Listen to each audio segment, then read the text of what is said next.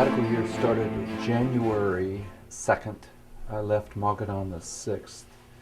And I started out 2 months in a monastery, Trappist monastery, and the Brigantines, which is the only male order under St. Bridget. I made fudge for a month. It was delightful. But I want to start out in prayer and just say, okay, Lord, this is yours. And then after that, I moved then into a parish, a very middle-class parish in Washington, D.C., 5,000 families, and I did parish ministry. The reason I chose that parish is because it had a 24-hour prayer before the Blessed Sacrament. I could be there day and night, and I continued this prayer. And then I moved into a parish in inner city D.C., very opposite to that, did some parish work. And then after that, I started the traveling ministry. And I started out going first to Algeria. And the reason is because the saint I followed, Brother Charles de Foucauld, found himself there in the Tamaracet, was martyred there in 1916, and serving among the Muslims. But before I did that, going into a Muslim country, I wanted to live with Christians who experienced what it means to live in a Muslim country. So I lived with the Chaldean Christians in Detroit, Michigan. And the interesting community, a very strong evangelical Catholic community that has an incredible center of evangelical outreach.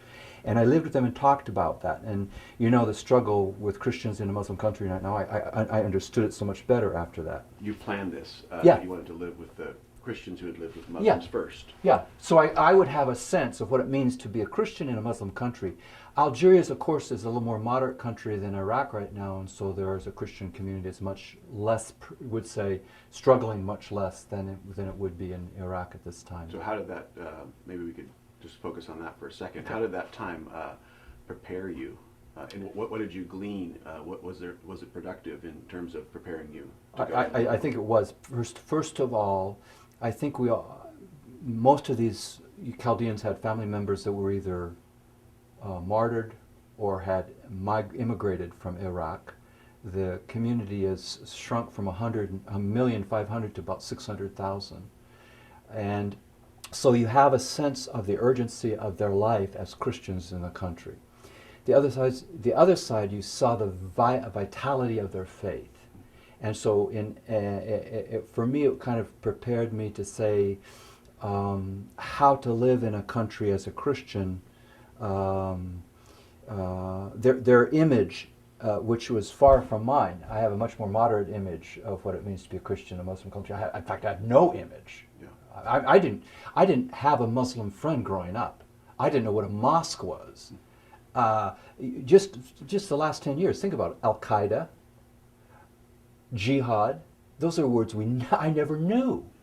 So all of us have no idea what Islam is, no idea what a Muslim is. And even today, most people probably would say they don't have a single Muslim. What they have is flash words, and they have emotional experiences, and they can't place it within their context of their culture or their religious beliefs. And that's, I think, the issue that has to be dealt with, the crisis of cultures together. So I wanted to see a real Christian culture that is in crisis in reality with a Muslim faith. And so they gave me an incredible, certainly it was pretty strong.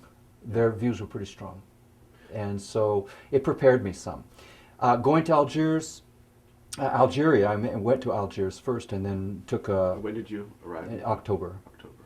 And went for 3 weeks. And during that time I traveled, I first was in Algiers, went to the Kasbah, which is the marketplace that's so famous, and walked around very freely. I have a dark enough complexion, I kind of fit in, and I found when I spoke Russian that people responded to me better than speaking English.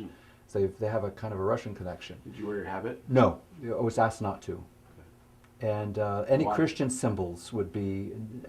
it's interesting.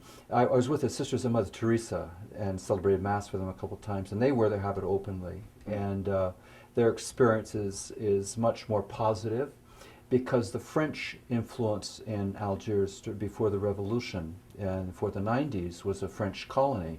And so many of the people remember the sisters and the priests in habits.